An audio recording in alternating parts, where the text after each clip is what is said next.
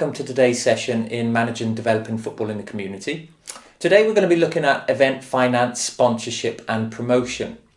Your core reading for today's session is from the usual authors we've talked about within this section of the module. So we're looking at Bowden, Westerbeek, Stewart, Masterman and Watt. So links to all of these texts can be found within the reading list of the Blackboard site. Okay, for the next few slides, I'm going to just try and bring some of the theory to life, because I understand that it could be quite difficult to apply some of the content of the module. But hopefully we'll do so this week by using an example of a summer soccer camp. So the picture on your screen now is of a summer soccer camp that I used to run on an annual basis. And we'll try and apply some of the theory in which we discussed to that. Hopefully you can relate to it with maybe some of the delivery from your own community trusts or delivery that you've done in the past, whether that be after school clubs or community festivals, or just like this one, summer soccer camps. Fundamental to the delivery of an event is obviously making sure that you don't lose any money. The main objective of many events, I'm sure it will be from your community trust perspectives, will be to generate income for the department. So there's some common budget mistakes that are made. Ignoring the event's objectives when setting the budget. So be true to those and identify the purpose of the event when setting the budget. That might mean, well, if you want the overall experience to be a fantastic one, to make sure that participants come back next time, then you might spend a little bit more on the medals or the certificates that you provide to the participants, rather than flimsy A4 paper or a flimsy medal. Guesstimating ticket sales before costing the event. So making sure that you guesstimate how much will the delivery of the soccer camp, in this example that I'm going to use for the next slides, making sure that the outgoings, so the expenditures for the event, can be covered through the participant subscription fees. Not involving everyone in the budget planning. So make sure that if you're together as a group, which you will be within your event planning process for this assessment, make sure everyone's involved with regards to the budget. Over-optimistic with demand or failing to match venue with enough capacity. Overlooking subsidiary issues, so security or first aid.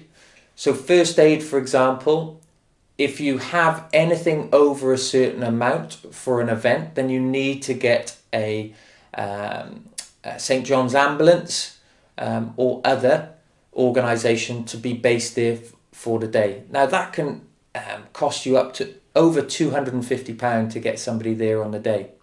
But if you sit just below that number of participants, whether it be 50 or 100, then you can have a ratio of qualified first aiders to each participant at the event. So again, really important thing to consider. Not enough capital or startup funds, so need for deposits or advance payments.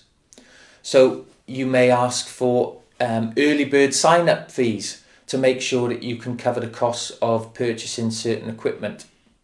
And the final one there is control is of the utmost importance. So making sure that you ask permission and get receipts for any expenditures so that you can tally up post-event is really important.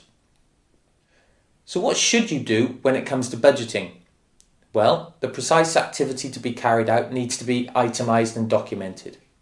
The estimated cost of each activity. So if you've got a multi-activity event where you need to maybe get, if you've got dance and you've got football and you need to get a dance instructor in, then you need to account for that within your budget. What's the absolute benefit from each activity? So you need to weigh that up against the cost. Income, if any. I'm not sure whether you'll be asking for any income, but the income that was generated through the summer soccer camp was £70 per participant for the whole week. So that was measured against the expenditures and the top line profit that we wanted to make from the camp. The necessity of activity. So if they're coming to a summer soccer camp, for example, then we need to make sure that we're doing football activity. It does exactly what it says on the tin. The budgetary priority for activity. So do we need to purchase new balls, new bibs, new cones?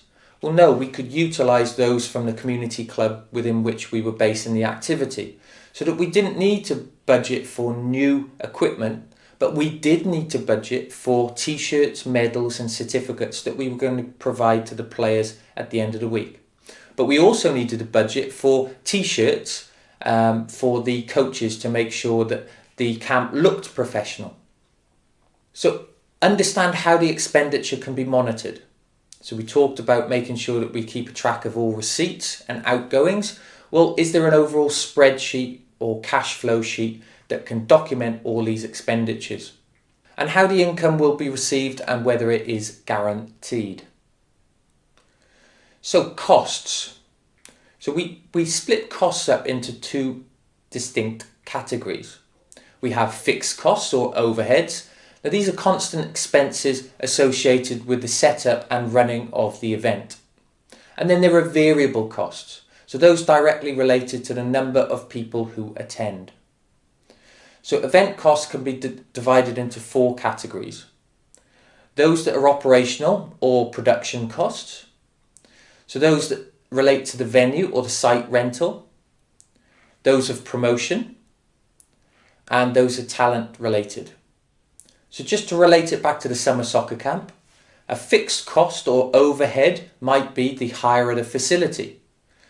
A variable cost might be the amount of t-shirts I need to purchase or the amount of medals that I need to purchase because I need one per participant that's going to attend. Okay, task should take you around about 20 minutes now. I'd like you to identify the fixed and variable costs associated with your event. You may not have any costs within your event. You may have scrimped and saved, but I'd like you to document that also. Okay, so on your own, within peers, or better still, within your groups that you're going to be delivering your event, I'd like you to identify the fixed and variable costs associated with your event. Off you go.